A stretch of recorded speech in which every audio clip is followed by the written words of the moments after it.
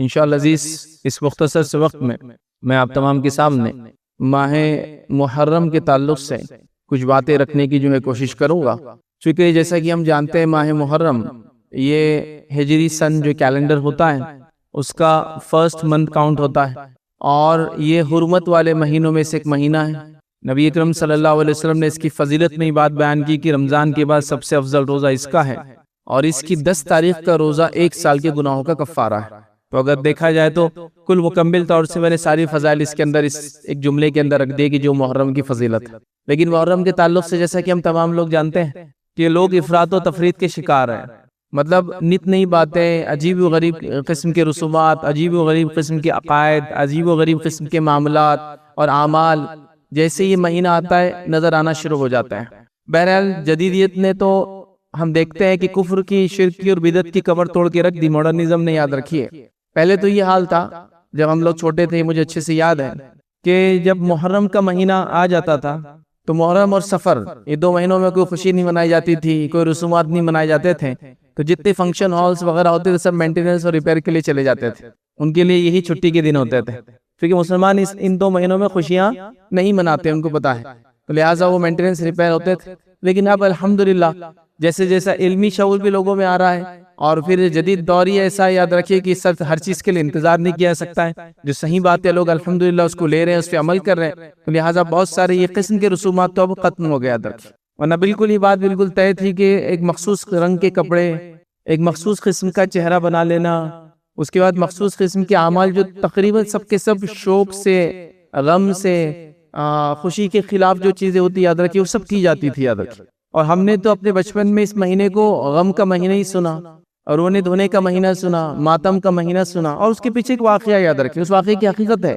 لیکن سوال یہ کہ شریعت میں اس مہینے کی کیا حقیقت ہے، یاد رکھیں۔ یہ بات آپ لوگ جان لیں اور ہم لوگ سمجھ لیں کہ جب سے اللہ رب العزت نے زمین و آسمان کو پیدا کیا تب سے اللہ کے نزدیک مہینوں کی گنتی 12 ہے، یاد رکھیں، اور اس میں 4 حرمت والے ہیں، اور 4 حرمت والے مہینے کون سے ہیں جو نبی اکرم صلی اللہ علیہ وسلم حدیث میں بیان کر دیا، 3 ایک کے بعد ایک آتے ہیں، ذی القعدہ، ذی الحجہ اور محرم، اور ایک رجب، یاد رکھیں، تو یہ 4 حرمت والے، تو یہ آج سے نہیں ہے، جب سے زمین و آسمان پیدا ہوئے تب سے یہ حرمت والے مہینے 4 ہیں، اور اللہ کے نزدیک مہینوں کی گنتی 12 ہے، یاد رکھیں، جو آیت میں نے آپ کے سامنے تلاوت کی، ان عدۃ الشہور عند اللہ، کہ اللہ تعالیٰ فرماتا ہے مہینوں کی گنتی اللہ کے نزدیک کتاب جو ہے کتاب اللہ میں 12 ہے، اسی دن سے جب سے آسمان و زمین کو اس نے پیدا کیا، اور اس پہ 4 مہینے حرمت والے ہیں، تو تم ان مہینوں میں جو ہے اپنے اوپر جو ہے ظلم نہ کرنا۔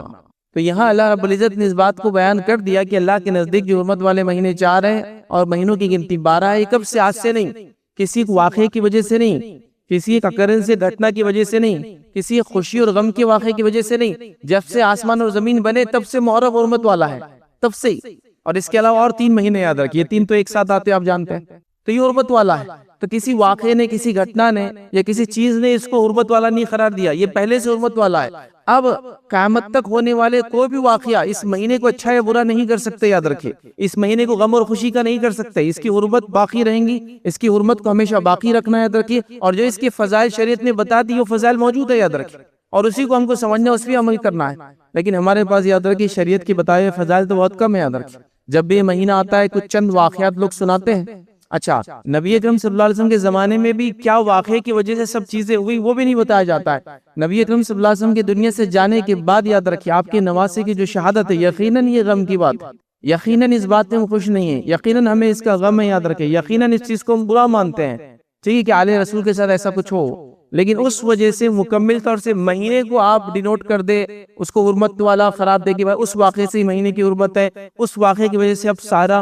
قیامت تک امت مسلمہ اس میں غم مناتے رہیں گی، یاد رکھیے ایسا نہیں ہے۔ جب شریعت مکمل ہوئی تھی اس مہینہ حرمت والا تھا، اور اس کے اندر جو ایک خاص تاریخ ہے 10، وہ تو ایک خوشی کی وجہ سے روزہ رکھا گیا، یاد رکھیے، غم کی وجہ سے نہیں، وہ کیا ہے انشاءاللہ عزیز ہم دیکھیں گے، یاد رکھیے، لہٰذا اس چیز کو سمجھنے کی ضرورت ہے۔ اب آئیے پہلے ہم یہاں سے شروع کرتے ہیں تاریخی اعتبار سے کہ اس مہینے کو پہلا مہینہ کیوں قرار دیا گیا، وہاں سے شروع کرتے ہیں، کیونکہ بہت سارے لوگ ہوتے ہیں یہ سوالات بھی کرتے ہیں کیا اس مہینے کی ابتدا میں ہم لوگ سوشل میڈیا پہ ایک دوسرے کو گریٹنگز بھیجیں کہ مبارک ہو اسلامی سال، نیا سال مبارک ہو؟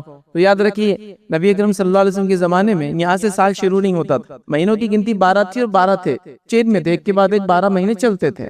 نبی اکرم صلی اللہ علیہ وسلم کے بعد روایتوں میں جو بات آتی ہے کہ اکاؤنٹنگ کے کچھ ایشوز آنے لگے، اور لوگوں نے امیر المومنین عمر بن خطاب سے کہا کہ اکاؤنٹنگ کے ایشوز آ رہے ہیں تو کوئی ایک مہینے سے سٹارٹ لینا پڑیں گے ہم کو، مطلب کسی ایک مہینے کو شروعات ماننا پڑیں گی، ورنہ مہینے تو پورے 12 تھے اور سرکل میں تھے، ایک کے بعد ایک آ رہے تھے. ہم کس مہینے کو شروعات مانے تاکہ پھر ہم یہ کہیں کہ اس کے بعد لیٹ ہے، اس کے بعد تاخیر ہو جا رہی ہے، اس کے بعد تم کو یہ کرنا ہے، کچھ نہ کچھ سٹارٹ ہونا چاہیے نا. جیسے ہمارے پاس اکاؤنٹس ہوتا ہے تو انڈیا کے اندر مسلمان رمضان کے حساب سے اکاؤنٹس اپنے سبمٹ کرتے تھے گورنمنٹ کو، اور نان مسلم جو ہے وہ دیوالی کے اعتبار سے کرتے تھے. گورنمنٹ نے جو ہے ایک ایکٹ پاس کیا، کہا کہ نہیں اکاؤنٹنگ ہے اور 1 اپریل سے لے کر 31 مارچ رہیں گا ہر چیز کا. 1 اپریل سے شروع ہوں گے آپ کے اور 31 مارچ کو ختم ہوں گا، اس کے بعد آپ نے ٹیکس پے کریں گے، فلاں کریں گے، فکس کر دیا. تو حضرت عمر کے زمانے میں مسئلہ آیا کہ سال کی شروعات کیسے کاؤنٹ کرے جس سے ہم کہیں کہ اب تاخیر ہو گئی، اب لیٹ ہو گیا، اب یہ صحیح نہیں ہے نا، اسٹارٹ ہونا چاہیے کچھ. تو کہاں بات تو ٹھیک ہے. حضرت عمر نے ایک میٹنگ بلائی، اس میں صحابہ میں آئے، اور صحابہ جب آئے تو حضرت عمر نے پیش کیا کہ مسئلہ اکاؤنٹس کا آ رہا ہے تو کوئی ایک مہینے کو ہم کو ابتدا سٹارٹ لینا پڑیں گی. تو کہا اچھا ٹھیک ہے، تو پھر ہم محرم سے کرتے ہیں. اور اکثر لوگوں نے جو تاریخ لکھنے والوں نے یہ لکھا، اس مہینے کو جو یہ طے کیا گیا اس کی ایک اہم وجہ، کہیں اور وجہ ہو سکتی ہے یاد رکھیں، ایک اہم وجہ یہ تھی کہ اللہ کے رسول نے ہجرت کا منصوبہ اس مہینے بنانا شروع کیا تھا، سٹارٹ کیا تھا. ہجرت کی نہیں تھی لیکن ابھی یاد رکھیں، ہجرت کر کے جب آپ پہنچے تو 8 ربیع الاول تھی یاد رکھی مدینہ میں، تو آپ نے سٹارٹ کیا اور 10 سے 12 دن میں آپ پہنچے تھے یاد رکھیں. 3 دن غار ثور میں رہتے، 8 دن اس کے بعد اور چلے تھے یا 10 دن، اس اعتبار سے لے تو یہ 10 سے زائد دن تھے یاد رکھیں. تو گویا سٹارٹ آپ نے جو ہے سفر کے آخری اس میں کی تھی، اور ربیع الاول کے اندر 8 کو آپ وہاں مدینے میں پہنچ گئے تھے یاد رکھیں. لیکن سٹارٹ منصوبہ کب شروع کیا تھا؟ محرم کے اندر. تو حضرت عمر نے یا کسی اور نے یہ تجویز پیش کی کہ محرم سے فرسٹ کر لیتے، کیونکہ منصوبہ شروع ہوتا ہے نا ہجرت کا، ہجری سال، تو ہم اس کو کیا کرتے، فرسٹ کاؤنٹ کر لیتے ہیں. اور سارے صحابہ نے ہاں کہہ دیا، کسی نے اختلاف نہیں کیا، لہٰذا اس پر اجماع ہو گیا ایک طرح سے کہ اس کو فرسٹ منتھ حضرت عمر کے زمانے سے ڈکلیئر ہو گیا. تو اب جو لوگ پوچھ رہے ہیں کیا اس کی گریٹنگز، اس کی مبارکباد دینا چاہیے، تو یہ کبھی فرسٹ منتھ تھا ہی نہیں، یہ تو ضرورت کی وجہ سے اس کو فرسٹ منتھ ڈکلیئر کر دیا گیا. یاد رکھیں اب یہ فرسٹ ہی رہیں گا یاد رکھیں، صحابہ نے چونکہ یہ ہو گیا معاملہ طے، خلفاء راشدین نے کر دیا، ہو گیا خلیفان، تو بہرحال تو یہ فرسٹ منتھ اس طرح سے بنا یاد رکھیں. اب یہاں سے آپ چینج شروع ہوتی، محرم، صفر، ربیع الاول، ربیع الثانی، جمادی الاول، اور یہ پورا سسٹم 12 منتھ کا ہو گیا یاد رکھیں. لیکن یہ بھی ایک بڑا مسئلہ ہے ہمارے پاس، چونکہ عموماً ان تاریخوں سے یا اسلامی تاریخ سے آج کل کچھ بھی نہیں ہوتا یاد رکھیں، ٹھیک، لہٰذا یہ بڑا مسئلہ ہے کہ کون سا مہینہ چلتا ہے. ہمارے پاس تو ایک ہی ذریعہ ہے، ہمارے شہر کے اندر تو ایک مخصوص اردو اخبار ہم کو جا کے دیکھنا پڑتا ہے، اس کے بغیر تاریخ آپ کو نہیں پتا چلیں، چونکہ ایپس بھی آپ کے جو ایڈجسٹ کرنا پڑتا ہے ہر بار، چونکہ 29 کا مہینہ ہوتا ہے، کبھی 30 کا ہوتا ہے، تو بڑا مسئلہ ہے یاد رکھیں. بہرحال چلیے، تو یہ مہینے طے ہوئے اور محرم اس طرح سے پہلا مہینہ اسلامی کیلنڈر کا بن گیا یاد رکھیں. ٹھیک، اب اسلامی کیلنڈر کا جب پہلا مہینہ یہ بن گیا یاد رکھیے، تو اس کے اندر ایک 10 تاریخ آتی ہے یاد رکھیں. اس 10 تاریخ کو عمومی طور سے واپس غم کا دن منایا جاتا ہے. ویسے تو پورے محرم کو اور محرم کے بعد کے اور 10 دن غم کے لوگ مناتے سفر تک، لیکن بہرحال اسلامی کیلنڈر میں یا نبی اکرم صلی اللہ علیہ وسلم کے دور میں اس مہینے کے اندر یا اس دن کی کیا خصوصیت تھی اور کیا ہوا تھا، بس وہ مختصر رکھتا ہوں، بعد میں اور ڈیٹیل میں ہم دیکھیں گے انشاءاللہ اس موقع رہا تو اگلے جمعہ. تو یاد رکھیں نبی اکرم صلی اللہ علیہ وسلم کی جب وفات ہوئی تو یہ تاریخ خوشی کے لیے منائیں گی 10، یہ بات یاد رکھ لیجیے. میں نے پہلے بات کہہ دی، نبی اکرم صلی اللہ علیہ وسلم کی نواسے کی جو شہادت ہوئی، ہم کو اس کا غم ہے، یاد رکھیے وہ چیز صحیح نہیں تھی، ہم خود کہہ رہے ہیں. لیکن جب نبی اکرم صلی اللہ علیہ وسلم کی وفات ہوئی تو یہ دن خوشی والا تھا. کیسے تھا؟ نبی اکرم صلی اللہ علیہ وسلم جب مکہ میں، مشرکین مکہ بھی اس دن کی حرمت رکھتے تھے اور اس میں روزہ وغیرہ رکھتے تھے. وہ کیوں کرتے تھے؟ شاید یہود کو انہوں نے دیکھا تھا یا نصارہ کو انہوں نے دیکھا تھا، تو اس وجہ سے شاید وہ اس کی حرمت رکھتے تھے. جب نبی اکرم صلی اللہ علیہ وسلم مدینہ آئے، یاد رکھ، مدینے میں آنے کے بعد آپ نے دیکھا کہ جو یہ یہود بھی روزہ رکھتے، نصارہ بھی روزہ رکھتے، کرسچن سے جوز جو ہے وہ بھی فاسٹنگ کرتے. تو آپ نے دریافت کیا یہ کیوں کرتے ایسا؟ تو بتایا گیا کہ اللہ کے رسول صلی اللہ علیہ وسلم اس دن جو ہے موسیٰ علیہ السلام کو اللہ رب العزت نے جو ہے فرعون سے نجات دی تھی، تو لہٰذا یہود اور نصارہ اس کو عید کا دن مناتے ہیں. ان کی عورتیں نئے نئے زیورات پہنتی تھی، نئے کپڑے پہنتی تھی اور اس کی خوشی مناتے ہیں، اللہ نے نازل دی. تو اللہ کے رسول صلی اللہ علیہ وسلم فرمایا کہ موسیٰ پر یہودیوں ذات و حق ہمارا ہے، لہٰذا ہم بھی روزہ رکھیں گے. سمجھ گئے بات کو؟ تو یہود کیوں منا رہے تھے اس دن کو؟ خوشی. نبی اکرم صلی اللہ علیہ وسلم روزے کا حکم کیوں دیا؟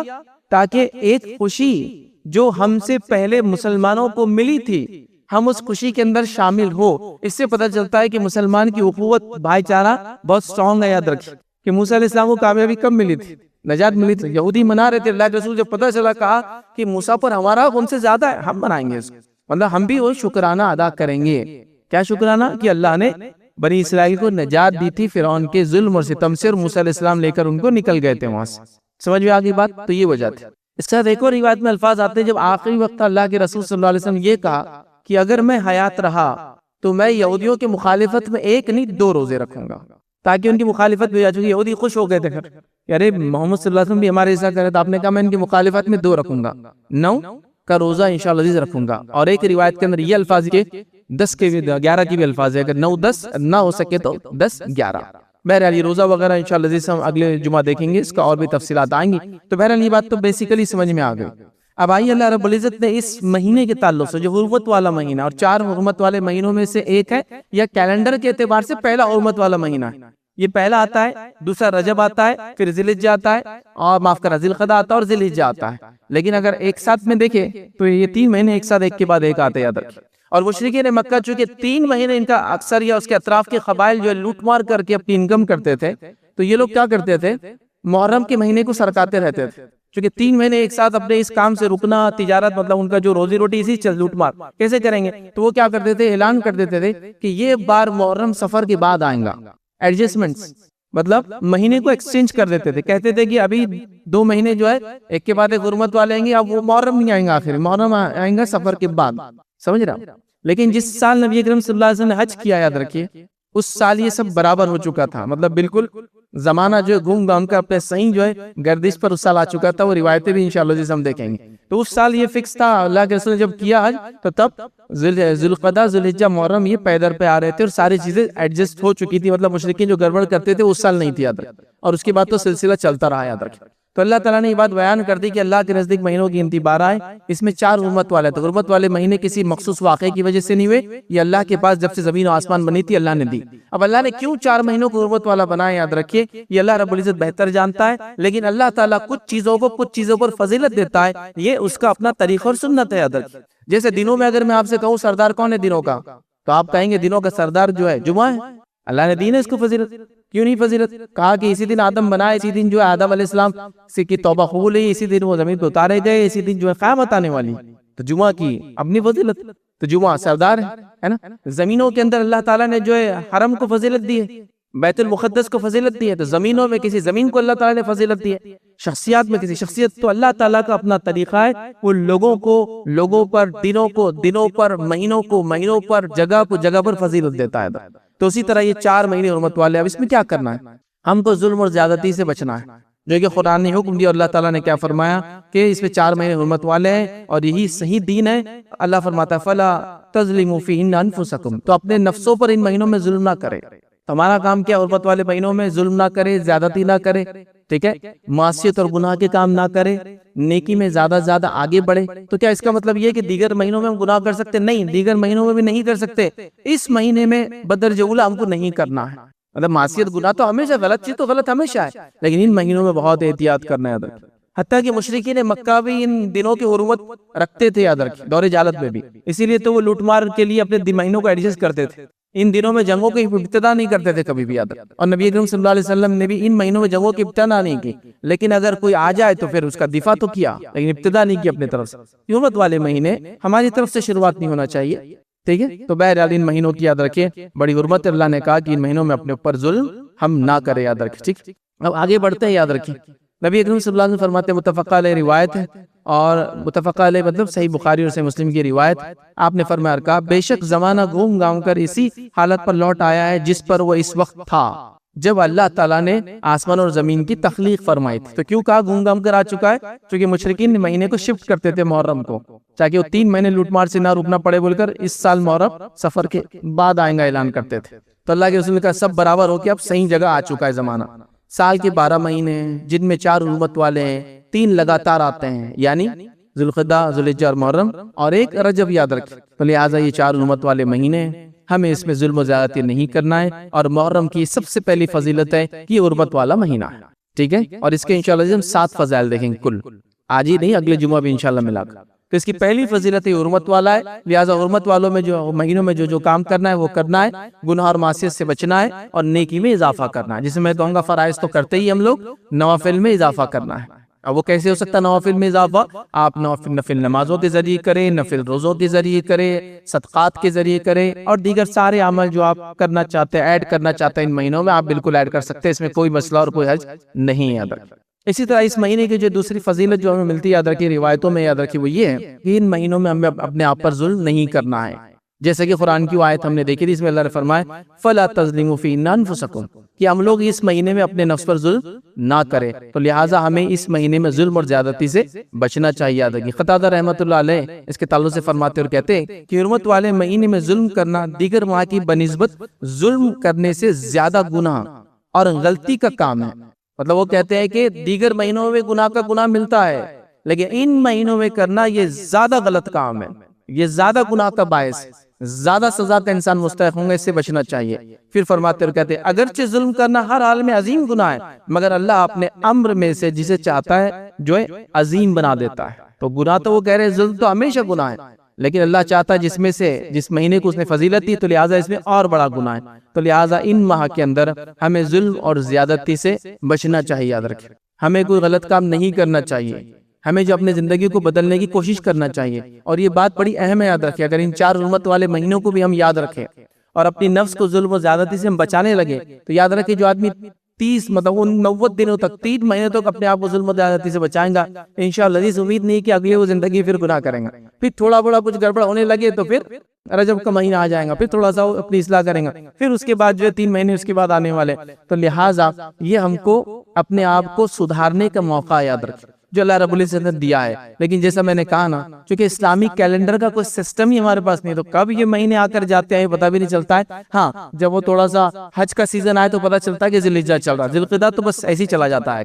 رجب بھی بہرحال ایسی کبھی آ کے چلا جاتا ہے، سوائے بدعتوں کی وجہ سے رجب مشہور ہے. کئی موقع ملا تو رجب کے بارے میں دیکھیں گے. اس وجہ سے نہیں کہ ہم کو بچنا ہے، معصیت نہیں کرنا ہے، گناہوں سے بچنا ہے، نیکی زیادہ کرنا ہے، ویسا نہیں. اور محرم بہرحال وہ بھی اپنا ایک غم کے لیے اور پتہ نہیں کیا کیا اس کے پیچھے عقائد ہے، اس کے لیے مشہور ہے. تو لہٰذا ہم کو یاد رکھنا ہے چیزوں کو اور اس کا فائدہ اٹھانا ہے. آئیے تیسری بات دیکھیں گے اس مہینے کے تعلق سے، یہ ہے کہ اللہ کے رسول صلی اللہ علیہ وسلم نے اس مہینے کو جو ہے اللہ کا مہینہ قرار دیا ہے. یہ جو محرم کا مہینہ ہے یہ اللہ کا مہینہ ہے، یاد رکھیں. ٹھیک ہے. اور صحیح مسلم کی روایت ہے، نبی اکرم صلی اللہ علیہ وسلم فرماتے اور کہتے ہیں رمضان مبارک کے بعد اللہ کے مہینے محرم کے روزے سب روزوں سے جو افضل ہیں، اور فرض نماز کے بعد سب سے افضل نماز رات کی یعنی تہجد کی نماز ہے. تو یہاں نبی اکرم صلی اللہ علیہ وسلم فرما رہے کہ رمضان مبارک کے بعد اللہ کے مہینے محرم کے روزے سب سے افضل ہیں. تو شہر اللہ کہا آپ نے، اللہ کا مہینہ کہا اس حدیث کے اندر. تو محرم جو ہے یہ اللہ کا مہینہ ہے، یاد رکھیں شہر اللہ کا مہینہ. تو بڑا اہم مہینہ یاد رکھیں. مطلب دیکھیں جس مہینے کو نبی اکرم صلی اللہ علیہ وسلم نسبت کر رہے ہیں اللہ کا مہینہ، تو کتنا اہم ہوگا یہ مہینہ، یاد رکھیں. تو یہ اللہ کا مہینہ آپ صلی اللہ علیہ وسلم نے اس مہینے کو بیان کیا، یاد رکھیں. لہذا اس سے جو اس کی اہمیت جو ہے پتہ چلتی، یاد رکھیں. چوتھی بات جو یاد رکھی ہم کو محرم کے تعلق سے پتہ چلتی وہ یہ ہے کہ یہ حرمت والے مہینوں میں سب سے افضل مہینہ ہے. یاد رکھیں حرمت والے مہینوں میں سب سے افضل مہینہ ہے. مطلب حرمت والے مہینے 4 ہیں، لیکن علماء لکھتے ہیں، کئی اقوال موجود ہے کہ حرمت والے مہینوں میں سب سے افضل مہینہ یہ محرم کا، یاد رکھیں. تو لہٰذا اس کی حرمت کو ہم بالکل پامال نہ کریں. لیکن کتنی افسوس کی بات ہے کہ اس مہینے کو ہم میں سے اکثر، میں نہیں کہہ رہا ہوں میں آپ میں سے ہر شخص جو سن رہا، لیکن اکثر یہ ہو رہا ہے کہ اس میں ظلم اور زیادتی کے ہی کام کیے جا رہے ہیں، شرک اور بدعت کے ہی کام کیے جا رہے ہیں، برائی اور گناہ کے کام کیے جا رہے ہیں، اور عجیب و غریب رسومات اور کسٹمز کو فالو کیا جا رہا ہے. حتیٰ کہ یہ بات میں آپ کو کہتا ہوں، آپ میں سے اگر کچھ لوگ جانتے ہیں، ہمارے پاس ہندوستان کا ایک مخصوص علاقہ ہے، خاص طور سے جو نارتھ ایسٹ والا علاقہ ہے، وہاں کے لوگوں کو رمضان کی اہمیت بھی نہیں پتا ہے لیکن محرم کی اہمیت پتا ہے. اگر آپ کے پاس اس علاقے کے ورکرز کام کرتے ہو مسلم، تو وہ بولیں گے اب ہمارے چھٹی کا مہینہ آ رہا ہے، محرم آ رہا ہے. اور پھر رمضان کیا کرتے ہیں؟ رمضان آپس کو پوتر مہینہ نہیں، محرم ضروری ہے بولے. پھر محرم جاتے ہیں، مخصوص رسومات کرتے ہیں، تعزیے لگاتے ہیں، تعزیے نچاتے ہیں، اور پتہ نہیں کیا کیا ہوتا ہے. پھر وہ پورا مہینہ منا کے پھر واپس آتے ہیں. تو آپ کہیں گے ایسی کیسا ہے ان کے پاس؟ تو آپ دیکھیں گے رمضان کی وہ اہمیت نہیں جو محرم کی اہمیت، چونکہ اس کو اس کی شرک، اس کی بدعت، اس کے خرافات، اس کی برائی اور عجیب و غریب قسم کے اس کے جو فضائل بتا دیے گئے، اور ایک عجیب سسٹم چل پڑا یاد رکھیے محرم کے تعلق سے، جو کہ آپ بھی محسوس کر سکتے ہیں، ہے نا. جبکہ حرمت والے مہینوں میں سب سے محترم مہینہ ہے نا. تو ہمارے پاس کوئی اس کو غم کا مہینہ سمجھ رہا ہے، کوئی اس کو منحوس مہینہ سمجھ رہا ہے. بالکل ہی کامن ہے، اس لیے کہ آپ دیکھیں لوگوں سے پوچھے محرم میں، ارے محرم میں نئے کپڑے نہیں پہننا، محرم میں نکاح نہیں کرنا، محرم میں نئی چیز نہیں خریدنا. ارے محرم میں پیدا ہو تو روتی صورت رہیں گا یہ، بچوں کو بھی آپ یہ سنیں گے، ارے ان کی پیدائش محرم کی نا، ارے پورے زندگی رونا ہے اس کو، چونکہ محرم میں پیدا ہو گئی۔ مطلب محرم مطلب نحوست، محرم مطلب برائی، محرم مطلب غم، محرم مطلب بری چیز، یہ تصور ہے، یاد رکھیں۔ جبکہ یہ حرمت والے مہینوں میں سب سے افضل مہینہ ہے، اور ہمارے نزدیک نعوذ باللہ یہ نحوست والا، یہ برائی والا، اس میں کوئی نیک کام نہیں کرنا، مخصوص رنگ کے کپڑے پہننا، مخصوص اعمال کرنا، ان چیزوں سے اس کو ہم نے مشہور کر دیا ہے۔ اور اس کی حرمت کو کیسے عجیب و غریب ڈھنگ سے پامال کرتے ہیں، آپ کو دیکھنا ہے۔ جو 10 کا دن ہے، وہ دن ظاہر سی بات ہے روزے کا دن ہے، وہ دن ظاہر سی بات ہے آپ اس میں نیکی کریں۔ یاد رکھیں چونکہ محرم کا دن ہے، یاد رکھیے، اور اس دن اللہ تعالیٰ نے موسیٰ علیہ السلام کو نجات دی تھی۔ وہ سب چھوڑ کر ہم لوگ پتہ نہیں کیا کیا کر رہے ہیں، میلے لگ رہے ہیں۔ محرم کے میلے تو ہوتے ہیں نا، ہر جگہ آپ نے سنا ہوگا، کوئی میلے لگا رہا ہے۔ اچھا، بڑی تعجب کی بات ہے، تھوڑا سوچو اس چیز کو، غور کرو آپ۔ اگر کوئی آدمی یہ بھی کہہ رہا ہے کہ نبی اکرم صلی اللہ علیہ وسلم کے نواسے کی شہادت کی وجہ سے غم کا ہے یہ دن، خاص طور سے 10 کا اور پورا مہینہ محرم کا غم کا ہے، تو میرا ایک سوال ہے، تھوڑا سا اپنے آپ کو جھنجھوڑو۔ آپ کیسے جھنجھوڑو؟ غم کیسے منایا جاتا ہے، مجھے بولو۔ آپ اپنی زبان میں بولو کہ غم کیسے منایا جاتا ہے نا؟ غم ایک الگ ڈھنگ ہوتا ہے نا۔ اب کوئی کہہ رہا ہے کہ یہ مہینہ غم کا ہے چونکہ نواسے رسول کی شہادت ہوئی اور اس دن میلہ لگا رہا ہے۔ مطلب سوچو آپ، غم کا کوئی ایسا طریقہ ہے کہ کسی کی والد کا انتقال ہوا اور اس دن وہ میلہ لگاتا ہے، اس دن خوشیاں منائی جا رہی ہیں، نئے کپڑے پہنے جا رہے ہیں، نئے نئے کھانے بن رہے ہیں، واقعات سنائے جا رہے ہیں کہ کچھ لوگ بھوک اور پیاس سے شہید ہو گئے، اور یہاں ہم لوگ پانی کے اور دودھ کے شربت پلا پلا کے پریشان ہیں۔ اگر آپ کہہ رہے غم بھی ہے تو یہ کون سا غم، مجھے سمجھ میں نہیں آ رہا۔ مطلب اگر یہ غم ہے، غم کا مہینہ ہے، تاریخ غم کی ہے، تو آپ دیکھیے غم کیسا منایا جا رہا ہے۔ 10 کو 10 محرم کو میں بتا رہا ہوں آپ کہ اس دن میلہ لگایا جا رہا ہے، بچے نئے کپڑے پہن رہے ہیں، لوگ جا رہے ہیں، ایک طرف کوئی سواری نچا رہا ہے تو دوسری طرف کوئی ماتم کر رہا ہے۔ مطلب گڈا گڑیا کا کھیل ہی چل رہا ہے، تم نچانے والا کام کرو، ہم غم والا کام کریں گے۔ دو پارٹیز اپنے الگ الگ کام کر رہے ہیں، ہے نا؟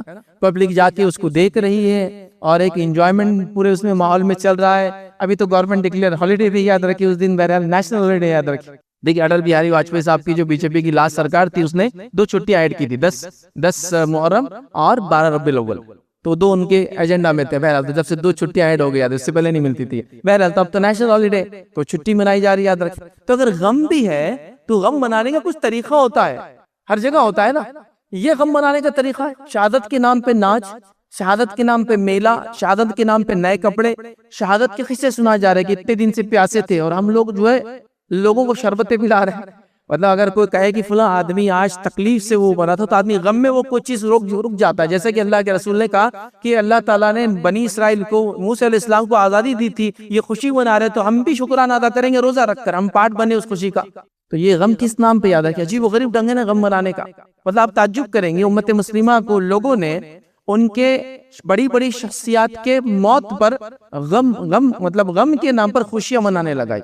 میں آپ کو دوسرا اگزامپل دیتا ہوں۔ ہمارے پاس پہلے 12 ربیع الاول کو کیا نام سے منایا جاتا تھا؟ بولیے، ہر آدمی بولے گا 12 وفات، ہے ہی نہیں ہے یہ جملہ آپ نے سنا ہوگا، 12 وفات، باریہ فات، ایک دم جس کو بولتے سلینگ میں، روانی میں جو بولتے باریہ فات، 12 وفات۔ 12 کا مطلب 12 تاریخ، وفات کا مطلب پیدائش ہوتا ہے۔ وفات کا مطلب پیدائش ہوتا ہے کیا؟ ایک تھوڑا سا بچہ، اس کو تھوڑی سی اردو آتی ہے، بولیں گے وفات کا مطلب فوت ہو جانا، موت ہو جانا، انتقال کر جانا۔ تو آپ کو 12 ربیع الاول بھی نچایا، کیا بول کے؟ 12 وفات۔ چونکہ یہ بات نبی کریم صلی اللہ علیہ وسلم کی پیدائش کے تعلق سے یہ بات تو طے ہے کہ آپ پیر کو پیدا ہوئے تھے، لیکن تاریخ میں اختلاف ہے۔ 9 تھی، اکثر بہت سارے لوگوں نے 9 کو بھی کہا، یہ اسٹرانگ بات ہے یہ بھی۔ کچھ نے 10 11 اور کچھ نے کہا نہیں 12، تو 9 اور 12 یاد رکھیے دونوں میں سے کوئی، لیکن وفات تو بالکل طے شدہ ہے، بالکل طے شدہ ہے، 12 کو ہی ہوئی تھی۔ تو 12 وفات کہہ کے آپ کو نچایا، آپ کو جلوس اور میلے ٹھیلے لگوائے، وفات کے نام پہ ہی ہوا۔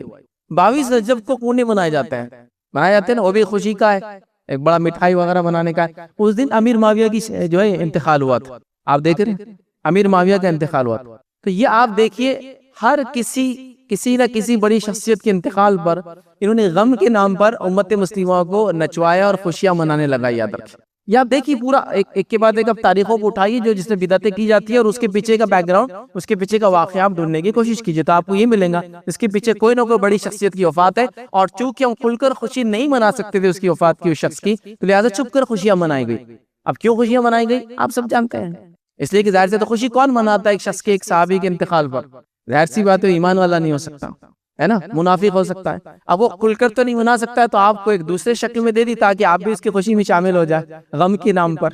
سبحان اللہ. تو بہرحال یہ آپ دیکھ سکتے ہیں ایسی کئی چیزیں یاد رکھی. بڑی افسوس کی بات ہے امت مسلمہ کے لیے کہ نہ اپنی تاریخ کو جانتے ہیں، نہ وہ جس کو کہیں گے حرمت والے مہینے جانتے ہیں، نہ وہ تاریخوں کے پیچھے واقعی جانتے ہیں، نہ کوئی چیز منا رہے. تو کم از کم عقل تو کیا ہوتی ہے؟ آپ کہہ رہے غم کا مہینہ ہے تو مجھے غم تو کہیں نظر نہیں آ رہا.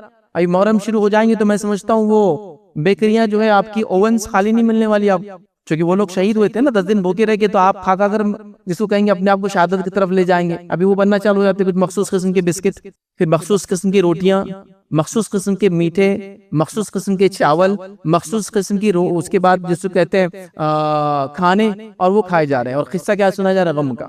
میں نے نہیں دیکھا کسی کی غم پر لوگ اتنا کھاتے اور پیتے یاد. تو لہٰذا یہ بڑی سمجھنے کی ضرورت ہے. تو محرم کا مہینہ یہ سب سے افضل مہینہ ہے حرمت والے مہینوں میں، لہٰذا ہم کو اس کی حرمت کا خیال رکھنا ہے. یہ ساری چیزیں نہیں کرنا ہے جو لوگ کر رہے ہیں، بلکہ سمجھداری کے ساتھ اس میں نیکی کرنا ہے. گناہوں سے اپنے آپ کو اور معصیت سے یاد رکھیے، اپنے آپ کو یاد رکھیے اور روکنا یاد رکھیے. اسی کے ساتھ ساتھ یاد رکھیے پانچویں اور آخری چیز آج ہم دیکھیں گے وہ یہ ہے کہ یاد رکھیے اس کا روزہ سب سے افضل نفل روزہ. یاد رکھیے محرم کا روزہ یاد رکھیے سب سے افضل نفل روزہ ہے. نبی اکرم صلی اللہ علیہ وسلم فرماتے ہوئے کہتے ہیں، صحیح مسلم کی روایت ہے کہ رمضان المبارک کے بعد اللہ کے مہینے محرم کا روزہ سب سے جو روزوں میں افضل ہے. تو لہٰذا یہ روزہ سب سے افضل ہے.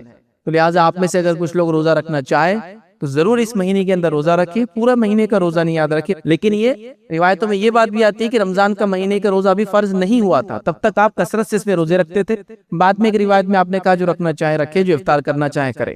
ٹھیک ہے. تو لہٰذا لیکن اگر کوئی رکھنا چاہتا تو اس مہینے میں روزے وہ رکھ سکتا ہے. اور خاص طور سے ایک روزہ جو کہ 10 محرم کا یاد رکھے، یہ آپ خاص طور سے رکھے. اور 9 اور 10 ایک ساتھ کر لیں، چونکہ یہودی کی مخالفت میں اللہ کے رسول نے ارادہ کیا تھا کہ میں رکھوں گا. اور اگر 9 نہ ہو سکے تو 10 اور 11 رکھ لیں، اور کسی کا نہ ہو سکے تو خالی 10 رکھ لے انشاءاللہ، جس کوئی مسئلہ نہیں. تو لہٰذا یہ سب سے افضل روزے رمضان کے روزوں کے بعد. تو لہٰذا اگر کچھ نہ ہو سکے تو پیر اور جمعرات کا روزہ جو روزہ جو ویسے بھی سنت ہے آپ وہ رکھ لیں اس مہینے میں خاص طور سے. یا پھر ایام 20 کے روزے جو 13، 14 اور 15، 13، 14 اور 15 چاند کے اعتبار سے ہوتے ہیں اس کے روزے رکھ لیں. ان روزوں کی بڑی فضائل ہے. نبی اکرم صلی اللہ علیہ وسلم فرمایا جو ایام 20 کے روزے پورے سال رکھتا ہے گویا اس نے سال بھر کے روزے رکھے، کیونکہ وہ 3 روزے ہوتے ہیں ہر مہینے ہوتے ہیں. اور جب 3 روزے ہر مہینے رکھیں گے اللہ اس نیکی کو 10 گنا بڑھا دیتا ہے، تو گویا وہ 30 روزوں کے برابر اجر مل گیا. اس کے تعلق سے بھی فضیلت آتی ہے. تو لہٰذا اس مہینے میں اگر آپ روزے رکھنا چاہے تو بڑا افضل مہینہ ہے اور روزے ضرور رکھیں. اور 10 کا روزہ تو بہرحال خاص طور سے رکھنے کی جو انشاءاللہ عزیز ہم لوگ جو ہے کوشش کریں. تو یہ چند باتیں تھی بہرحال جو میں نے مناسب سمجھی. محرم چونکہ آ رہا ہے اس تعلق سے آپ کے سامنے رکھوں. اگلے جو ہے جمعہ انشاءاللہ عزیز کچھ اور باتیں جو بڑی اہمیت کی حامل ہے محرم کے تعلق سے خاص طور سے وہ ہم دیکھنے کی جو ہے کوشش کریں گے. اللہ رب العزت سے دعا کرتا ہوں کہ اللہ رب العزت ہم تمام کو شرک اور بدعت سے جو ہے محفوظ رکھے. اللہ رب العزت امت مسلمہ کو اپنی کتاب کا پڑھنا سمجھنا اس پہ عمل کرنا آسان کرے. ہمیں کتاب و سنت کی اہمیت کو سمجھتے اس کے مطابق اعمال کرنے کی توفیق عطا فرمائے. ہم تمام کو ہماری نسلوں کو ہر قسم کی برائی سے جو محفوظ رکھے. اللہ تعالیٰ جو امت مسلمہ میں جو مظلوم ہے ان کی جو مدد عطا فرمائے. اللہ رب العزت جو کمزور ہے ان کی کمزوری کو دور کرے، جو محتاج ہے ان کی محتاجی کو دور کرے، جو پریشان حال ہے مخروض ہے اللہ تعالیٰ ان کے قرض کے بوجھ کو ان سے جلدی اتارے. وضاحت کر دوں کہ شفاعت یہ ایک الگ چیز ہے اور وسیلہ یہ ایک الگ چیز ہے. انشاءاللہ عزیز ہم ان دونوں کو دیکھیں گے ایک ساتھ، اور اس میں انشاءاللہ عزیز دونوں کو مختلف انداز سے رکھنے کی بھی کوشش کروں گا. یہ وہ عنوان ہے جس عنوان کے تعلق سے اس معاشرے میں بہت زیادہ غلط فہمی پائی جاتی ہے. کچھ لوگ اس میں افراط و تفریط کے شکار ہے، یا تو اس میں اتنا غلو کر دیتے ہیں کہ ہر کسی شخص کو یہ سمجھتے ہیں یہ ہماری شفاعت کریں گا، یا کچھ لوگ ان لوگوں کو دیکھ کر برے لوگوں کو اتنا اس کا وہ کرتے کہ انکار کر بیٹھتے ایسی کوئی شفاعت ہے ہی نہیں. تو حقیقت ہے کیا؟ ایک مومن جو ہوتا ہے یہ جو ہے امت وسط اللہ نے اس امت کو کہا ہے وہ بیچ کا معاملہ اختیار کرتا ہے.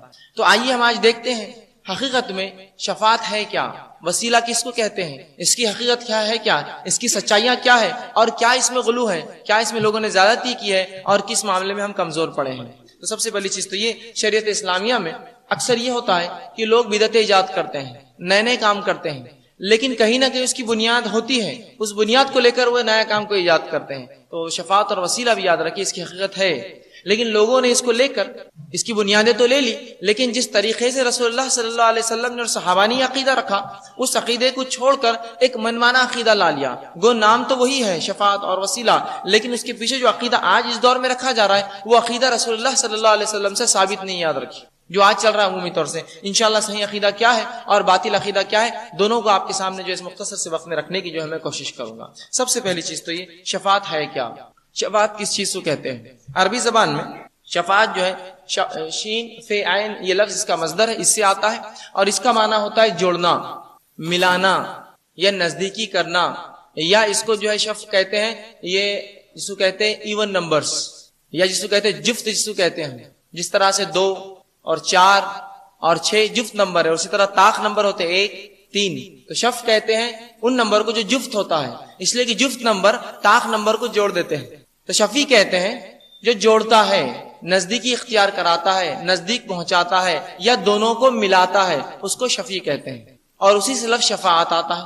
تو گویا شفاعت کا معنی ہوتا ہے جوڑنا، اور شرعی اصطلاح میں شریعت میں شفاعت کا معنی ہوتا ہے کہ گناہگار لوگوں کی اللہ رب العزت جو ہے مغفرت کرے گا کچھ لوگوں کی وجہ سے، یا وہ لوگ ان کی وجہ بنیں گے جنت میں جانے کی. شفاعت کا جو شرعی عقیدہ ہوگا وہ یہ ہوگا کہ شریعت میں کہیں گے قیامت کے روز گناہگار آدمی کی مغفرت اور بخشش کے لیے فرشتہ، نبی یا کسی ولی کو اللہ تعالیٰ جو ہے اللہ تعالیٰ کے حضور وہ اس کی سفارش کرے گا اور اللہ اس کی سفارش کو قبول کرے گا. یہ شفاعت کا عقیدہ ہے شریعت کے اصطلاح میں. جو شفاعت کر رہا ہے وہ مشفی ہے، شفاعت کرنے والا. جس کی شفاعت کی جا رہی ہے وہ اس کی جو شفاعت کرنے والا ہے اس کو مشفی کہتے ہیں عربی میں، مطلب وہ اس کو جوڑتا ہے، یا شفیع کہتے ہیں جو اس کو جوڑ رہا ہے، جس کو جوڑا جا رہا ہے. تو شفاعت کا عقیدے کا معنی یہ ہے کہ قیامت کے روز وہ لوگ جو رسول اللہ صلی اللہ علیہ وسلم کی امت سے ہوں گے، جو گناہگار ہوں گے، ان گناہگاروں کو اللہ رب العزت جو رسول اللہ کو حکم دیں گا اور آپ صلی اللہ علیہ وسلم ان گناہگاروں کے رب العزت کے سامنے مغفرت یا بخشش کرائیں گے اور انہیں جنت میں لے جائیں گے. یہ اس کا معنی ہے شفاعت کا. لیکن اس شفاعت کے تعلق سے چونکہ اس معاشرے میں بہت زیادہ غلط فہمیاں ہیں اور بہت زیادہ بدگمانیاں ہیں، یا بہت زیادہ ہم کہیں گے جو ہے اس کے تعلق سے غلط فہمیاں، جو غلط باتیں اتنی رائج ہیں کہ اصل عقیدہ ان باطل عقیدوں کے اندر چھپ جاتا ہے. عموماً اکثر یوں ہوتا ہے کہ اصل عقیدہ پتہ نہیں ہوتا ہے اور باطل چیز ہمارے سامنے نظر آتی ہے. آئیے آج جس مختصر سے جو وقفے میں رکھنے کی کوشش کروں شفاعت ہے کیا. سب سے پہلی چیز تو یہ کہ شفاعت کے تعلق سے علم نہیں ہونے سے، اس کی غلط فہمی ہونے سے، یا جو ہے شرعی علم کی کمی سے جو نقصان اس معاشرے کو ہو رہا ہے، اس غلط عقیدے کی بنیاد پر پہلے وہ عقیدہ آپ کے سامنے رکھتا ہوں کہ ہوتا کیا ہے. اگر ایک شخص شفاعت کا صحیح عقیدہ نہ رکھے تو اس سے ہوتا کیا ہے. آئیے چند نقصانات ہم دیکھتے ہیں کہ کچھ لوگوں کو اپنے طور سے، جہاں تک معاملہ ملائکہ اور انبیاء کا رہا تو یہ تو سمجھ میں آئی بات، لیکن اس کے بعد امتیوں میں سے جن کو ہم اللہ کے ولی کہیں گے، امتیوں میں سے یا شہداء کہیں گے یا صالحین کہیں گے، ان لوگوں کو خود ساختہ شفیع بنا لیتے ہیں، خود ساختہ چن لیتے ہیں، یہ ہماری سفارش کریں گے. جبکہ شفاعت کون کرے گا وہ اللہ کے سوا کوئی نہیں جانتا، یاد رکھیے. ہاں ملائکہ شفاعت کریں گے، انبیاء اپنی قوم کے لیے شفاعت کریں گے، یہ تو طے ہوا. لیکن اس کے بعد اولیاء میں سے، صلحاء میں سے، نیکوکاروں میں سے کون شفاعت کرے گا اللہ کے سوا کوئی نہیں جانتا ہے. لیکن ہم دیکھتے ہیں آج کے زمانے میں لوگ اپنے دل سے، اپنے طور سے کچھ لوگوں کو چن لیتے ہیں اور کہتے ہیں یہ ہمارے سفارشی اللہ کے پاس. شفاعت مطلب سفارش کرنا، جوڑنا.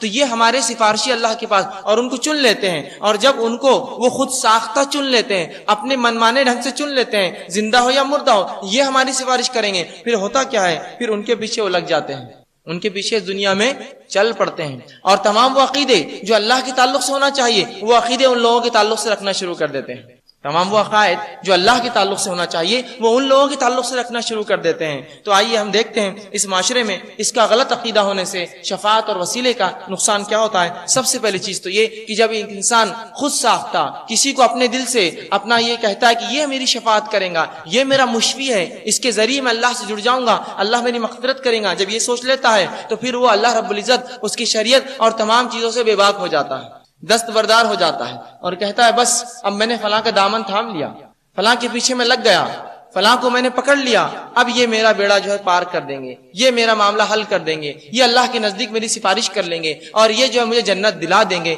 یہ عقیدہ وہ رکھ لیتا ہے. اور اس کے بعد جو ہوتا ہے وہ یہ ہوتا ہے کہ اللہ تعالیٰ کی دنیا میں مثالیں گڑنے لگتا ہے. ایسا انسان جو خود سے کسی شخصیت کو پکڑتا ہے اور اس سے یہ تصور کرتا ہے کہ یہ میری شفاعت کریں گا، وہ کیا کرتا ہے، اللہ کے لیے مثالیں گڑنے لگتا ہے. کیوں مثالیں گڑتا ہے؟ اس لیے کہ اس کو اپنا عقیدہ ثابت کرنا ہوتا ہے، لہٰذا اللہ کے لیے گھٹیا مثالیں گڑنے لگتا ہے. جس طرح سے جج اور وکیل کی مثالیں، ٹرین کا انجن اور پیچھے چلنے والے ڈبوں کی مثال ہے کہ جس طرح سے ٹرین کا انجن چلے جاتا ہے، ڈبے خود بخود کھینچے چلے جاتے ہیں، لہٰذا ہم نے جس کو اپنا مشفی مانا ہے، جو ہماری شفاعت کرنے والا ہے، اس کو اگر تھام لے تو جس طرح سے انجن چلا جاتا ہے ڈبے بھی جاتے ہیں، جب وہ جنت میں جائیں گے میں بھی ان کے پیچھے جنت میں چلا جاؤں گا۔ تو اس طرح کے گھٹیا جو ہے وہ مثالیں اللہ کے لیے گڑھتا ہے، یاد رکھیے۔ تو وہ کیا کرتا ہے، خود ساختہ جب شفیع چن لیتا ہے، یہ سوچ لیتا ہے کہ یہ میری سفارش کریں گے، تو پھر وہ یہ شروع کرتا ہے کہ اللہ کے لیے بری بری مثالیں گڑھنا شروع کرتا ہے اور جو ہے سمجھانا ہے، اور دنیا میں افسران بالائے کی مثالیں دیتا ہے یا گاڑیوں کی مثال دیتا ہے، اور اس طرح کی جو ہے گھٹیا مثالیں دیتا ہے جو مثالیں شریعت نے نہیں دی۔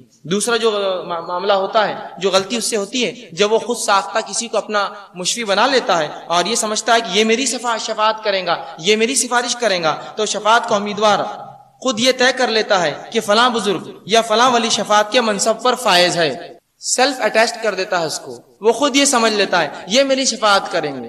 اصل تو یہ کہ رب فرمائے کہ یہ شفاعت کرنے والے ہیں۔ ملائکہ اور انبیاء کا معاملہ تو بالکل طے رہا کہ ملائکہ شفاعت کریں گے اور ملائکہ طے شدہ ہے، انبیاء شفاعت کریں گے، انبیاء طے شدہ ہے، لیکن اس کے بعد کی امتیوں میں سے رسول اللہ کی کون شفاعت کریں گا اللہ کے علاوہ کوئی نہیں جانتا ہے۔ لیکن یہ شخص جو اپنا خود ساختہ شفیع ڈھونڈ لیتا ہے کہ یہ میری شفاعت کریں گا، اللہ کے پاس سفارش کریں گا، وہ کیا کرتا ہے، کسی ایک زندہ یا مردہ انسان کو، چاہے مرد ہو چاہے عورت ہو، اس کو پکڑ لیتا ہے اور کہتا ہے یہ میرا سفارشی ہے، اور اس کو سفارش کے منصب پر فائز کر دیتا ہے۔ اور حالانکہ اس بات کا علم اللہ تعالیٰ کے علاوہ کس کو نہیں کہ کون شفاعت کرے گا اور کون نہیں کرے گا۔ یہ دوسری غلطی کر بیٹھتا ہے۔ تیسری غلطی جو کرتا ہے، شفاعت کا امیدوار بخشش اور مغفرت کے لیے اپنے خود ساختہ شفیع کو، جس کو وہ خود سمجھتا ہے کہ یہ سفارش کریں گے، ویسا ہی توکل کرتا ہے اس پر جیسا اللہ پر توکل کرنے کا حق ہے، ویسا ہی بھروسہ کرتا ہے اس پر جیسا اللہ پر بھروسہ کرنے کا حق ہے۔ مطلب جس طرح سے اللہ پر بھروسہ کرنا چاہیے کہ اللہ کے غضب اور غصے سے ڈرنا چاہیے، اللہ کی خوشی سے خوش ہونا چاہیے، یا وہ کام رضا کے لیے کرنا چاہیے، وہ اپنے خود ساختہ شفیع کے لیے وہ سب کام کرنے لگ جاتا ہے کہ فلاں شخص میری سفارش کریں گے، اگر وہ خوش ہو جائے تو میرا بیڑا پار، اگر وہ ناراض ہو جائے تو میں تو مصیبت زدہ اور جو مشکلوں میں پھنس جاؤں گا، اگر وہ جو ہے مجھ سے راضی ہو گیا تو پھر تو میرا معاملہ درست ہوا، وہ ناراض ہو گیا تو اس کو ویسا ہی خوش کرتا ہے جیسا اللہ کو خوش کرنے کی ضرورت ہے۔ جب ایک انسان خود سے کسی کو اپنا مشفی سمجھ لیتا ہے، شفاعت کرنے والا سمجھ لیتا ہے، سفارشی منسوب کرتا ہے، تو پھر اس سے ویسی محبت اور ویسا ہی ڈر رکھتا ہے جیسی محبت اور ڈر اللہ کی ہونے چاہیے، ویسی اطاعت اور ویسی فرمانبرداری کرنے لگتا ہے جیسی اطاعت اور فرمانبرداری اللہ کے لیے کرنی چاہیے، اس طرح سے لگ جاتا ہے۔ اور یہ ہمارے معاشرے میں کوئی خاص چیز نہیں ہے، بالکل عموم آپ پائیں گے کچھ لوگوں کو انہوں نے طے کر لیا، خود طے کر لیا کہ یہ سفارش کریں گے، اور پھر لگے ان کے پیچھے، جو وہ کہتے ہیں اس کے پیچھے کرتے ہیں، حتیٰ کہ جو ہے وہ ایسے کام کرتے ہیں جس کی شریعت نے اجازت بھی نہیں دی ان کو۔ یہ خود ساختہ شفیع کے لیے توکل کرنے لگتا ہے جیسا توکل اللہ تعالیٰ پر کرنا چاہیے۔ پھر وہ آگے کیا کرتا ہے کہ نماز، روزہ، تلاوت، تہجد، صدقہ اور خیرات وغیرہ اللہ کو راضی کرنے کے بجائے یہ شفاعت کا امیدوار خود ساختہ شفیع کے لیے تمام کام کرتا ہے کہ وہ راضی ہو جائے۔ اللہ کو راضی کرنے کے لیے پھر وہ کام نہیں کرتا جس کو وہ سفارشی سمجھتا ہے، خود ساختہ شفیع جو بنا لیتا ہے کہ یہ میری شفاعت کریں گا، تو وہ کیا کرتا ہے، چن کر جو ہے یہ تمام کام اس کے لیے کرتا ہے جو ہمارے معاشرے میں ہو رہے ہیں کہ نماز اس کے لیے، روزہ اس کے لیے، زکوٰۃ اس کے لیے، نیاز اس کے لیے، منتیں اس کے لیے، قربانیاں اس کے لیے کرتا ہے تاکہ وہ راضی ہو جائے اور جو ہے میرا بیڑا جو ہے پار کر دے اور میرے لیے آسانی کر دے۔ تو بجائے اللہ تعالیٰ کی یہ کرنے کے لیے وہ جو ہے بندوں کے ساتھ یہ عمل کرنا شروع کر دیتا ہے اور ہر ممکن کوشش کرتا ہے کہ ان کو راضی رکھوں، چاہے پھر اس کے لیے کوئی بھی ناراض ہو جائے۔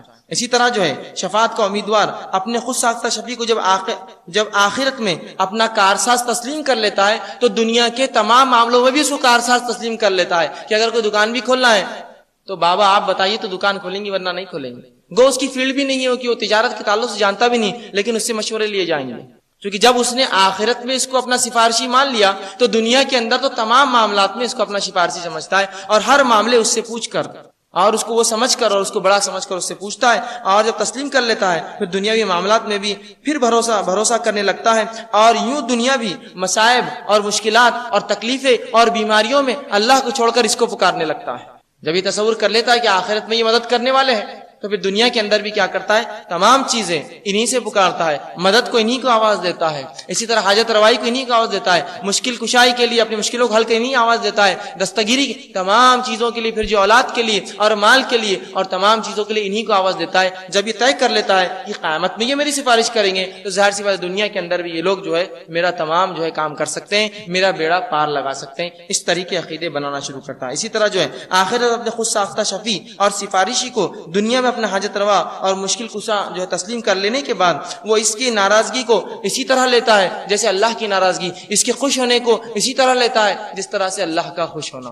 اور یہ معاملہ میں سمجھتا ہوں اس دنیا میں ہمارے معاشرے میں عام ہے کہ جب ہم کسی کو اپنا سفارشی سمجھ لیتے ہیں اور یہ سمجھتے ہیں کہ یہ ہماری شفاعت سفارش کریں گے اللہ کے پاس، پھر تمام وہ کام اس کے لیے کرتے ہیں جو در حقیقت اللہ کے لیے کرنا چاہیے۔ جو عظمت، جو کبریائی اور جلال اللہ تعالیٰ کے لیے خاص ہونا چاہیے، وہ عظمت اور کبریائی اور جلال شفاعت کا امیدوار اپنے خوش ساختہ شفیع کے لیے محسوس کرتا ہے۔ مطلب جس کو اس نے یہ مان لیا کہ یہ اللہ کے پاس میری سفارش کریں گے، وہ ان کے لیے وہ تمام کام کرتا ہے اللہ کو چھوڑ کر یا جو ہے اس کو خوش کرنے کو چھوڑ کر۔ جس طرح انسان کو ہر وقت اللہ تعالیٰ کی نظر اور جو ہے اللہ تعالیٰ کی طرف سے جو ہے رحم اور کرم کی جو ہے وہ انتظار کرتا ہے، یہ شخص جو کسی کو اپنا شفاعت کے لیے تیار کرتا ہے، یہ سمجھتا ہے یہ میری سفارش کریں گے، یہ اسی طرح جس طرح سے اللہ کی طرف نظر رحم و کرم کے لیے انسان دوڑاتا ہے، یہ اپنے شفیع کے لیے اسی طرح دیکھتا ہے، کاش یہ رحم کر دے تو مجھ پہ رحم ہو جائے، اگر یہ مجھ پہ کرم کر دے تو کرم ہو جائے، یہ اگر میرا معاملہ حل کر دے تو میرا معاملہ حل ہو جائے۔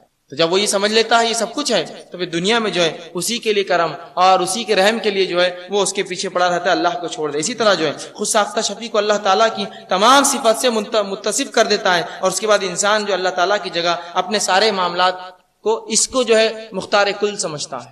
جب یہ تمام چیزوں کو سمجھ جاتا ہے تو اللہ رب العزت کی صفات بھی جو ہے اس شخص کو دے دیتا ہے کہ وہ جانتے ہیں میں کہاں ہوں، وہ جانتے ہیں میں کیا کرتا ہوں، انہیں پتا ہے میں کیا کر رہا تھا، ان کو معلوم ہو جائے گا جو فلاں ہے۔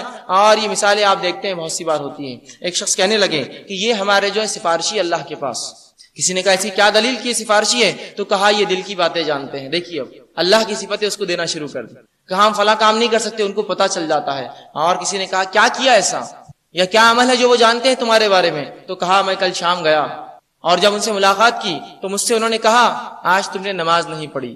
تو وہ شخص نے کہا تم روز نماز نہیں پڑھتے، سب کو معلوم ہے، تو انہوں نے کیا نئی بات کہی تم سے؟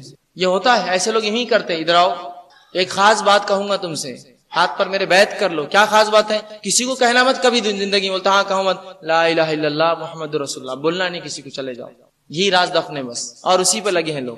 تو اس طرح کی حرکتیں کرتا ہے اور اللہ کی تمام صفتیں اس کو دے بیٹھتا ہے کہ وہ جانتے ہیں میں کچھ کروں گا تو میں فلاں کروں گا تو ان کو پتہ چل جائے گا، یہ نہ کروں گا تو بچوں کا مسئلہ حل نہیں ہوگا، فلاں نہ کروں گا تو تجارت ڈوب جائیں گی، اگر وہاں زیارت کو نہیں جاؤں گا ان کے پاس تو فلاں نقصان ہو جائے گا، اگر فلاں چیز نہ چلاؤں گا تو یہ ہو جائے گا، یہ نظر و منت پوری نہ کی تو فلاں ہو جائے گا۔ تمام تر جو ہے صفتیں اللہ کی اس کو دے کر تمام تر اعمال جو اللہ کے لیے ہونے چاہیے پھر اس خود ساختہ شفیع کی طرف وہ کرتا ہے اور تمام چیزیں اس کو راضی کرنے کرتا ہے جو کہ اللہ کے لیے کرنی چاہیے، اور اللہ تعالیٰ سے بے پرواہ ہو کر بے خوف ہو کر جو ہے بعد جو اپنی عملی زندگی میں انسان اللہ تعالیٰ کی اطاعت و فرمانبرداری کو قطعاً کوئی پرواہ نہیں کرتے ہوئے چھوڑ کر نماز، روزہ، زکوٰۃ، حج تمام چیزیں چھوڑ کر بس وہ یہ کہتا ہے کہ بس ان کی نظر کرم ہو جائے تو میرا بیڑا پار ہو جائے، اب مجھے کسی کی ضرورت نہیں ہے۔ اللہ کو مکمل ترک کر کے پھر انہی کو خوش کرنے لگ جاتا ہے، اور اب نماز بھی غائب ہے اس لیے کہ نماز کی کیا ضرورت، فلاں شخص میری سفارش کر دیں گے، روزہ بھی غائب ہے، روزے کی کیا ضرورت، فلاں شخص میری سفارش کر دیں گے، اور حج اور زکوٰۃ تمام معاملوں سے بے پرواہ ہو کر شریعت کو ایک طرف بالائے طاق ڈال کر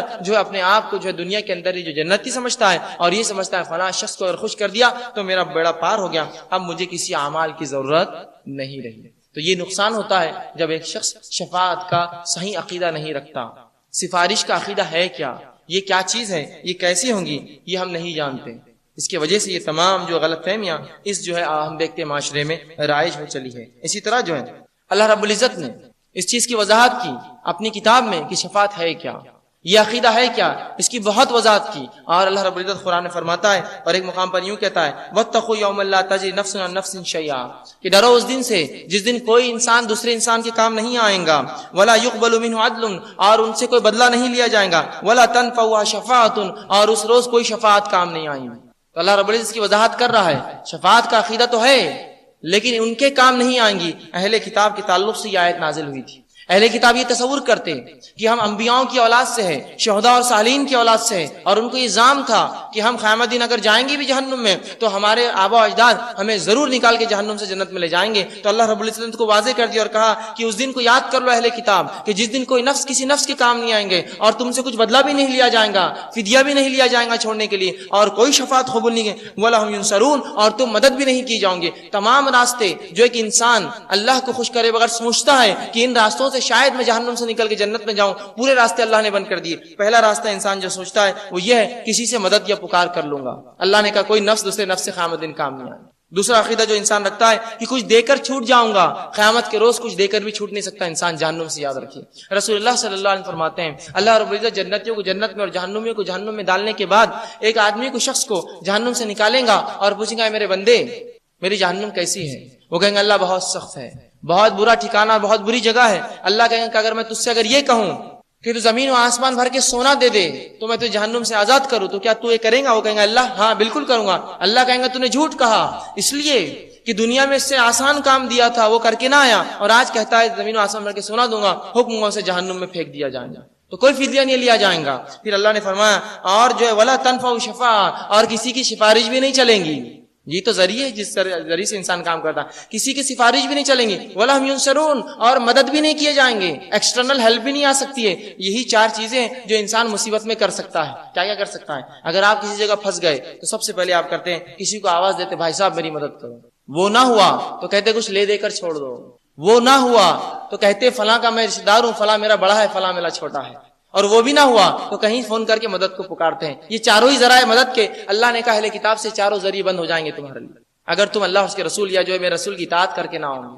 تو یہاں اللہ رب العزت نے شفاعت کے تعلق سے وضاحت کر دی کہ ایسی شفاعت جو شفاعت کا عقیدہ یہود و نصارہ رکھتے تھے، وہ عقیدہ یہ تھا کہ انبیاء کے خاندان سے ہونا بس کافی ہے جنت میں جانے کے لیے، تو اللہ نے اس عقیدے کو جو چور کر دیا اور کہا کوئی شفاعت تمہارے کام نہیں آئیں گے، جو عقیدہ تم رکھ رہے ہو ویسی کام نہیں آئیں گے، کہ تم یہ سوچتے ہو کہ اس آخری نبی کی بات نہیں مانو گے، منمانی کر کے آؤں گے اور پھر ہم تمہیں معاف کر دیں گے، یہ شفاعت نہیں چلیں گی۔ اس کا اظہار جو اللہ رب العزت نے قرآن میں کر دیا۔ اسی طرح اللہ رب العزت فرماتا ہے وَيَعْبُدُونَ مِن دُونِ اللَّهِ مَا لَا يَضُرُّهُمْ وَلَا يَنفَعُهُمْ، یہ ان شفاعت یا سفارشیوں کے تعلق سے بات ہو رہی ہے جو غلط شفاعت کا عقیدہ رکھتے ہیں، جیسا یہودیوں نے رکھا کہ بنا کچھ اعمال کیے کہ جنت میں جائیں گے، اللہ نے رد کیا۔ اب دوسرا عقیدہ جو لوگ رکھتے ہیں شفاعت کے تعلق، اللہ اس کا بھی رد کرتا ہے اور فرماتا ہے، جو پہلی آیت میں نے پڑھی سورہ بقرہ کی آیت میں 123 تھی، دوسری آیت میں اللہ فرماتا ہے سورہ یونس کی آیت میں 18 اللہ فرماتا ہے وَيَعْبُدُونَ مِن دُونِ اللَّهِ مَا لَا يَضُرُّهُمْ وَلَا يَنفَعُهُمْ وَيَقُولُونَ هَؤُلَاءِ شُفَعَاؤُ عِندَ اللَّهِ، کہ ان لوگوں نے مشرکین نے کافروں نے ایسے لوگوں کو سفارشی بنایا، وَيَعْبُدُونَ مِن دُونِ اللَّهِ، اللہ کے علاوہ ایسے لوگوں کی عبادت کرتے ہیں کہ جو نہ ان کو نفع دے سکتے ہیں، ما لا یضرہم، ان کو نہ نقصان پہنچاتے ہیں، ولا ینفعہم، نہ ان کو فائدہ پہنچاتے ہیں، اور لوگ کہتے ہیں ویقولون ہؤلاء شفعاء، اور کہتے ہیں کہ یہ ہمارے سفارشی عند اللہ، اللہ کے پاس۔ یہ کافروں کا عقیدہ تھا شفاعت کا۔ وہ کیا سمجھتے تھے؟ تمام گناہ ہم کریں گے اور لے دے کر چھوٹ جائیں گے۔ تو اللہ فرما رہا ہے کہ ان لوگوں نے اللہ کو چھوڑ کر جن کو سفارشی بنایا ہے ان کی عبادت کرتے ہیں، اور اللہ نے کیا کہا وَيَعْبُدُونَ مِن دُونِ اللَّهِ، یہ اللہ کے ساتھ چھوڑ کر دوسروں کی عبادت کرتے تھے، جبکہ نہ وہ عبادت جس کی ہو رہی تھی نہ وہ نقصان پہنچا سکتا تھا، ولا ينفعهم، نہ فائدہ پہنچا سکتا تھا۔ اور اللہ نے فرمایا وَيَقُولُونَ، اور یہ کہتے تھے لوگ عبادت کر کے هؤلاء شفعاء عند اللہ، کہ یہ ہمارے سفارشی اللہ کے پاس۔ تو جو لوگ خود ساختہ سفارشی بناتے ہیں جس کی سند اللہ نے نہیں دی، جس کی سند رسول کے ذریعے نہیں آئی، تو یاد رکھیے ان کا یہی حال ہوگا، نہ ان سے کوئی سفارش قبول کی جائیں گی نہ ان کی مدد کی جائیں گی۔ تو ایسے سفارشی جو خود ساختہ ہے ہم نہ گڑھ لے، بلکہ وہ اللہ ہی جانتا ہے قیامت کے روز کون شفاعت کرے گا اور کون نہیں۔ آئیے آگے ہم دیکھتے ہیں، اللہ رب العزت فرماتا ہے قرآن کے اندر سورہ زمر سورہ نمبر 39 اور اس کی آیت نمبر 43-44 سے فرماتا ہے، اللہ کہتا ہے کیا ان لوگوں نے اللہ کے سوا اور سفارشی بنا رکھے ہیں؟ کیا ان لوگوں نے مشرکین نے اللہ کے سوا کوئی اور سفارشی بنا رکھے ہیں؟ اور پھر اللہ نے فرمایا ام اتخذوا من دون اللہ شفعاء قل اولو كانوا لا يملكون شيئا ولا يعقلون، اللہ فرماتا ہے کیا انہوں نے اللہ کو چھوڑ کر کسی اور کو سفارشی بنا لیا ہے، بنا رکھے؟ کہو اگرچہ وہ کسی چیز کا اختیار نہ رکھتے ہوں اور نہ ہی کچھ سمجھتے ہوں، کہو شفاعت کا اختیار تو سارا کا سارا قل للہ شفاعت جمیعا، کہہ دو کہ تمام کی تمام شفاعت اللہ کے پاس۔ تو یہاں اس آیت میں اللہ نے وضاحت کر دی کیا ان لوگوں نے اللہ کو چھوڑ کر کسی اور کو سفارشی بنا لیا ہے، جبکہ یہ خود جانتے وہ کچھ بھی نہیں کر سکتے۔ اور کہہ دو اے نبی قل، آپ کہہ دیجئے للہ شفاعت جمیعا، تمام کی تمام سفارش اور شفاعت کا حق اللہ کے پاس ہے۔ تو اس آیت نے سورہ زمر کی وضاحت کر دی، شفاعت کا حق اللہ کے علاوہ کسی کو پاس نہیں ہے، اللہ جس کو چاہے اس کا حق دے اور جس کو چاہے نہ دے، کہ مکمل شفاعت، تمام شفاعت، کل شفاعت اللہ کے پاس کا حق ہے، اللہ جس کو چاہے حکم دے گا اور جس کو چاہے نہیں۔ تو یہ اللہ جانتا ہے کون سفارشی اور کون نہیں، یہ میں اور آپ نہیں جان سکتے کہ یہ سفارشی ہے یا نہیں دنیا کے اندر، جس طرح سے لوگوں نے گڑھ لی سفارشی۔ تو اللہ نے اس عقیدے کی وضاحت کر دی اور اعلان کر دیا کہ اللہ رب العزت کے پاس مکمل شفاعت ہے، پوری کی پوری شفاعت اللہ کے پاس۔ جس طرح سے میں نے خطبے میں بھی آیت تلاوت کی من ذا الذی یشفع عنده